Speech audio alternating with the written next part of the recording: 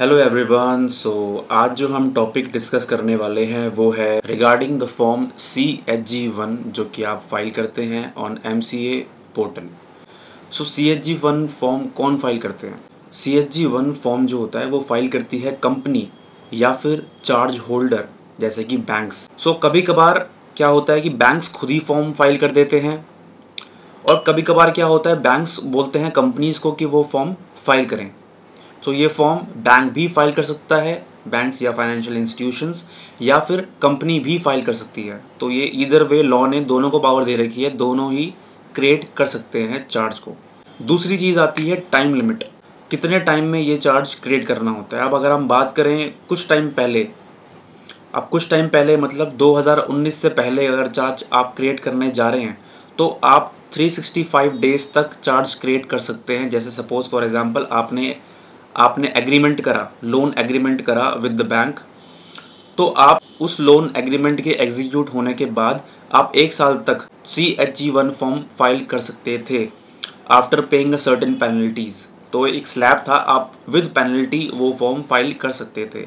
But after 2019 laws change हो गए हैं। अब क्या होता है कि आप 120 डेज के अंदर अगर CHG1 फॉर्म फाइल कर देते हैं तो ठीक है, आप कर सकते हैं। But after 120 days you can not file form CHG1, आप फाइल ही नहीं कर पाएंगे। आपको फॉर्म जो वेबसाइट है MCA V3 पोर्टल की जो फॉर्म है, जिस तरह का है स्ट्रक्चर उसका, वो आपको अलाउ ही नहीं करेगा कि आप ऐसा फॉर्म फाइल करें जिसका लोन एग्रीमेंट 120 डेज से ज़्यादा का हो चुका है, पुराना हो चुका है।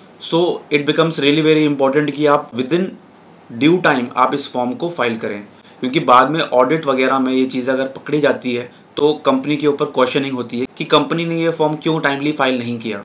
तो उस टाइम पे ऑडिटर अपने एडवर्स रिमार्क्स कंपनी के ऊपर इसके रिलेशन में दे सकता है। साथ ही साथ जो पेनल्टी का स्ट्रक्चर है वो थोड़ा सा ऐसा है, अगर आपने विद इन 30 डेज ये फॉर्म फाइल किया तो आपको कोई भी पेनल्टी नहीं पड़ेगी, आपको जो नॉर्मल फीस पड़ती है वो ही पड़ेगी। लेकिन अगर आप फॉर्म फाइल करते हैं after certain days like 30 days अगर एक्सीड हो जाते हैं तो आपको ये फॉर्म फाइल करना पड़ेगा। एक एड वोलेरम फीस होती है, लॉ के अंदर प्रोवाइड करा हुआ है। एड वोलेरम का मतलब होता है जितने अमाउंट का आप लोन ले रहे हैं उसका एक सर्टेन परसेंटेज आपको एज अ पेनल्टी पे करना पड़ेगा। तो अगर आपने 1 करोड़ का लोन लिया है तो आपको एक सर्टेन परसेंटेज उसी का एज अ पेनल्टी पे करना पड़ेगा। तो ये बहुत ही ह्यूज पेनल्टी बन जाएगी। तो आपको विद इन टाइम ये फॉर्म फाइल करना चाहिए।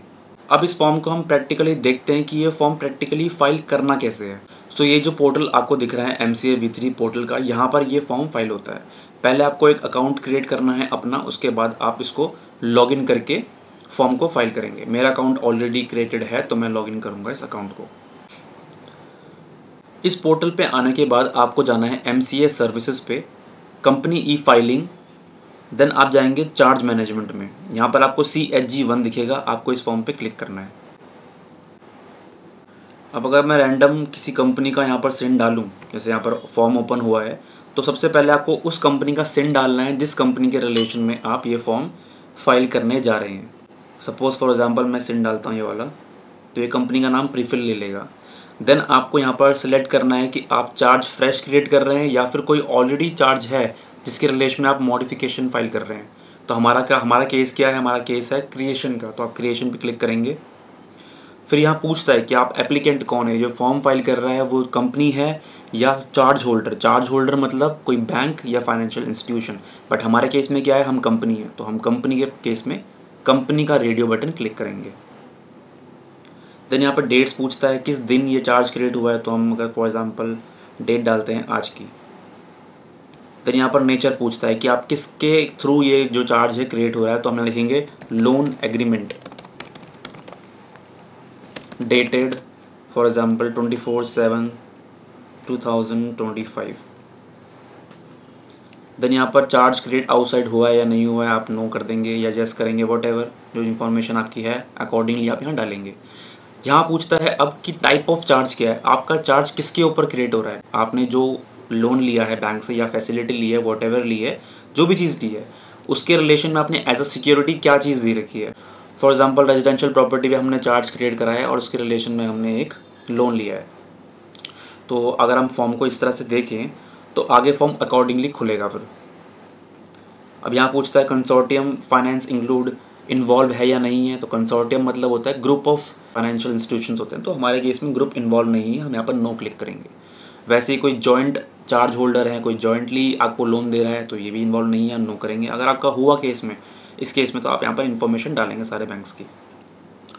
वैसे ही आपको यहाँ पर चार्ज होल्डर के बारे में इंफॉर्मेशन देनी है कि चार्ज होल्डर क्या है, फाइनेंशियल इंस्टीट्यूशन है, एनबीएफसी है, या आपका कोई शेड्यूल्ड कमर्शियल बैंक है, तो हमने शेड्यूल्ड कमर्शियल बैंक पे क्लिक किया। यहाँ पर आप बैंक का नाम डालेंगे, जो भी बैंक आपके केस में आ रहा है वो डालेंगे। अगर शेड्यूल्ड कमर्शियल बैंक की बात करूँ तो यहाँ पर मैं अगर इंडियन बैंक की बात करूँ तो वो एक शेड्यूल्ड बैंक है, तो यहाँ पर क्लिक करेंगे। इट्स जस्ट अ डेमो, हम डेमो कर रहे हैं इस टाइम पे, तो डेमो की तरह ही इस फॉर्म को हम फिल करेंगे। हम यहाँ डेमो कर रहे हैं इसलिए मैं यहाँ कोई भी एड्रेस डाल रहा हूँ।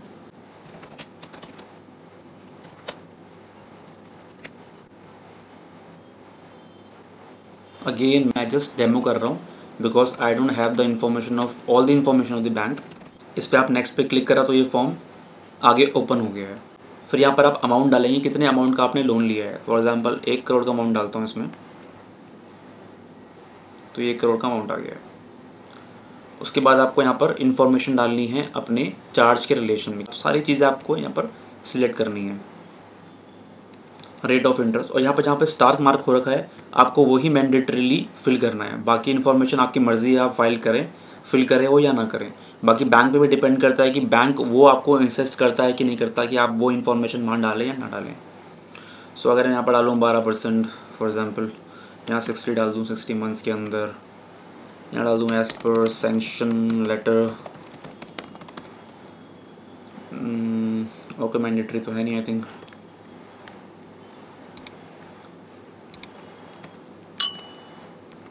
तो ये चीज़ें हो गई है फिल। अब आती है बात शॉर्ट पर्टिकुलर्स ऑफ प्रॉपर्टी और एसेट चार्ज। तो हाँ, ये हमने चार्ज किया है, तो यहाँ पर आप एक काम करेंगे, यहाँ पर आप एड्रेस डाल देंगे उस प्रॉपर्टी का। अगर अपार्टमेंट है तो अपार्टमेंट का आप यहाँ पे नाम डाल सकते हैं और उसकी प्रॉपर्टी का एड्रेस डाल सकते हैं। सो फॉर एग्जांपल मैं यहाँ पर ABC कर देता हूँ, देन आप यहाँ पर एड्रेस भी डाल सकते हैं। अब प्लॉट जो है वो प्लॉट है या फिर ड्वेलिंग इंटरेस्ट है, तो वो आप अकॉर्डिंगली फिल करेंगे। अपने वाले केस में मैं प्लॉट पे सिलेक्ट कर रहा हूँ फॉर एग्जांपल। अगर प्लॉट पे सिलेक्ट करते हैं तो आपको यहाँ पूरी की पूरी इन्फॉर्मेशन डालनी पड़ती है उसकी, कि भाई वो प्रॉपर्टी जो है, कि जो प्रॉपर्टी है वो कहाँ पे लोकेटेड है, क्या उसका स्ट्रीट नंबर है, क्या उसका लॉन्गिट्यूड है, लैटिट्यूड है, पूरा एड्रेस फिल करना पड़ता है आपको। इवैल्यूएटेड वैल्यू, ये आपको वैल्यूएशन रिपोर्ट में मिलेगी, जो बैंक की वैल्यूएशन रिपोर्ट होती है उसके अंदर सारी इन्फॉर्मेशन आपको मिल जाएगी। आपको ये बैंक से मांगनी पड़ेगी सारी इन्फॉर्मेशन। लास्ट में आपको डालना होता है whether any property or interest therein under reference is not registered in the name of the company. आप यहाँ नो करेंगे। यहाँ ये बेसिकली पूछ रहा है कि जो प्रॉपर्टी आप दे रहे हैं बैंक को एज अ सिक्योरिटी वो आपके नाम पे नहीं है क्या, तो आप नो करेंगे। मतलब आपकी प्रॉपर्टी आपके नाम पे है, मतलब जो प्रॉपर्टी आप दे रहे हैं सिक्योरिटी के लिए वो प्रॉपर्टी आप ही के नाम पे है। आप ये इसमें नो करके ये शो कर रहे हैं। तो इस तरह से ये पूरा फॉर्म आपको फिल करना है। अब इसके बाद जो नेक्स्ट स्टेप है वहाँ पर आपको सिर्फ डायरेक्टर की इन्फॉर्मेशन डालनी है और लोन एग्रीमेंट और सैंक्शन लेटर अटैच करना है as an attachment to this form. उसके बाद ये फॉर्म आपका पूरा फिल हो जाएगा। And after filling all this information आपको ये फॉर्म जो है डाउनलोड करना है अपने डैशबोर्ड में जहाँ आपने उसको प्रिपेयर किया होगा। प्रिपेयर करने के बाद आपको फॉर्म ओपन करना है। तो ये मैंने फॉर्म ओपन कर लिया है जो हमने फिल किया था। लास्ट में जाके आपको DSC मारने होंगे 2 लोगों के। एक तो होगा वो जो कंपनी का एक डायरेक्टर होगा जो कि ऑथराइज रहेगा कंपनी के बिहाफ में इस फॉर्म को साइन करने के लिए। जो डायरेक्टर रहेंगे वो यहाँ DSC मारेंगे। दूसरा जो होगा बैंक ऑथराइज पर्सन होगा जो कि बैंक के बिहाफ में DSC लगाएगा इस फॉर्म के अंदर, तो उनकी इन्फॉर्मेशन उनका DSC यहाँ लगाएंगे आप। ये जो मैंने फॉर्म फिल किया है ये है एक स्मॉल कंपनी, तो उसके केस में मैंडेटरी सर्टिफिकेशन नहीं था किसी भी प्रैक्टिसिंग प्रोफेशनल का। लेकिन अगर कंपनी आपकी बड़ी है, स्मॉल कंपनी नहीं है, तो आपको अपना फॉर्म ये CHG1 एक प्रैक्टिसिंग प्रोफेशनल से सर्टिफाई करवाना पड़ेगा और उनका DSC आपको यहाँ अटैच करना होगा। सो ये थी पूरी वीडियो CHG1 के ऊपर। आपका कोई भी डाउट हो इस वीडियो के रिलेशन में, इस टॉपिक के रिलेशन में, कोई भी चीज़ हो, कोई भी डाउट हो, आप कमेंट सेक्शन में डाल सकते हैं। I will reply. This is all for today's video. Thank you so much.